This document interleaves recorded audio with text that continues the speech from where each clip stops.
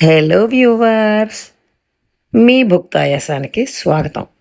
అరటి కాయలు ముగ్గిపోయి పళ్ళైనా, అరటి పళ్ళు ముగ్గిపోయినా కూడా పారేయక్కర్లేదు. వాటిని ఈ విధంగా పచ్చడిగా చేసుకోవచ్చు.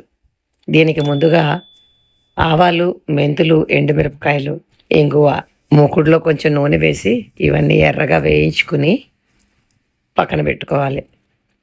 ఇప్పుడు ముగ్గిపోయిన ఈ అరటి కాయల్ని తొక్క తీసేసి చిన్న చిన్న ముక్కలుగా తరిగి మిక్సీ జార్లో వేసుకోవాలి. ఈ పచ్చడి ఏ విధంగా ఉంటుందంటే రుచి కొంచెం వెలక్కాయ పచ్చడి రుచిలా ఉంటుంది. ఇప్పుడు ఆ అరటిపండు ముక్కల్లో ముందుగా వేయించుకున్న పోపుని, అలాగే బెల్లాన్ని, ఉప్పుని, పసుపుని కూడా వేసి మిక్సీలో పచ్చడిలా రుబ్బుకోవాలి. ఇప్పుడు ఇలా తీసి పెట్టుకున్న పచ్చడిలోకి పోపు కలుపుకుని, అలాగే పచ్చిమిర్చిని ముక్క చెక్కగా కొట్టుకుని పైన వేసుకుంటే కొత్తిమీరతో పాటు చాలా రుచిగా ఉంటుంది.